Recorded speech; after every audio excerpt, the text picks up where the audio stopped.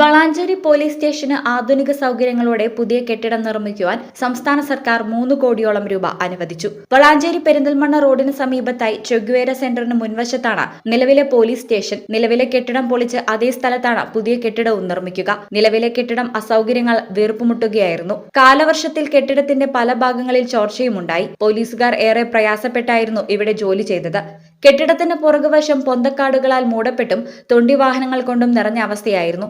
പാമ്പുകൾ ഉൾപ്പെടെയുള്ള ഇഴജന്തുക്കളും ഉണ്ടായിരുന്നു. നേരത്തെ സ്റ്റേഷനകത്ത് നിന്നും പാമ്പിനെ പിടികൂടുകയും ചെയ്തിട്ടുണ്ട്. സ്റ്റേഷനിൽ ചുമതലയേറ്റ SH ബഷീർ സി ചിറക്കലിന്റെ നേതൃത്വത്തിൽ തൊണ്ടി വാഹനങ്ങൾ നീക്കം ചെയ്തും പൊന്തക്കാടുകൾ വെട്ടിമാറ്റിയും സ്റ്റേഷന് മുകളിലേക്ക് വീഴാൻ സാധ്യതയുള്ള മരങ്ങൾ മുറിച്ചും പരിസരം വൃത്തിയാക്കിയിരുന്നു. കെട്ടിടം പെയിന്റ് ചെയ്തും കെട്ടിടത്തിന് ചുറ്റും പൂന്തോട്ടം നിർമ്മിച്ചും പോലീസ് സ്റ്റേഷൻ നവീകരിച്ചിരുന്നു. വളാഞ്ചേരി നഗരസഭ, ഇരുമ്പിളിയം, എടയൂർ എന്നീ ഗ്രാമപഞ്ചായത്തുകളും ആദവനാട് ഗ്രാമപഞ്ചായത്തിന്റെ ചില ഭാഗങ്ങളും വളാഞ്ചേരി പോലീസ് സ്റ്റേഷന്റെ പരിധിയിൽ വരും. കെട്ടിടം പൊളിച്ചു നീക്കുന്നതിന് മുമ്പായി പോലീസ് സ്റ്റേഷൻ വട്ടപ്പാറയിലെ പഴയ CI ഓഫീസ് കെട്ടിടത്തിലേക്ക് മാറ്റും. ആധുനിക സൗകര്യങ്ങളോടെ നിർമ്മിക്കുന്ന പുതിയ കെട്ടിടത്തിൽ വിവിധ ആവശ്യങ്ങൾക്കായി സ്റ്റേഷനിൽ എത്തുന്ന പൊതുജനങ്ങൾക്കും വിശ്രമിക്കുന്നതിനും മറ്റുമായി സൗകര്യങ്ങൾ ഒരുക്കാനും സാധ്യതയുണ്ട്.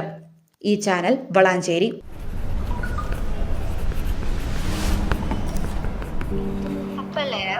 ഒപ്റ്റോമെട്രിസ്റ്റ് ആയാൽ ഒരു ഒഫ്താൽമോളജിസ്റ്റിന്റെ അസിസ്റ്റന്റിൽ മാത്രമേ വർക്ക് ചെയ്യാൻ പറ്റുള്ളൂ എന്ന് ഞാൻ കേട്ടല്ലോ. അതെന്താ? ഒഫ്താൽമോളജിസ്റ്റ് അല്ലെങ്കിൽ നമുക്ക് കരിയർ ഇല്ല? അത് ഞാനും കുറെ കേട്ടിട്ടുണ്ട്. പക്ഷെ അത് അങ്ങനെയൊന്നും അല്ലല്ലോ. അല്ല, അങ്ങനെയല്ല.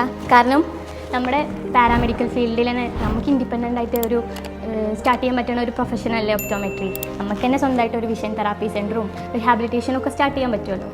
അതുപോലെ കോൺടാക്ട് ലെൻസ്, പ്രോസ്തെറ്റിക്കായി ഇതൊക്കെ ഡീൽ ചെയ്യുന്നത് ഒപ്റ്റോമെട്രിസ്റ്റ് ഇൻഡിപെൻഡൻ്റ്ലി അല്ലേ? ഇതുകൊണ്ട് സ്വന്തമായിട്ടൊരു നിലയിലേക്ക് എത്താൻ പറ്റൂലേ?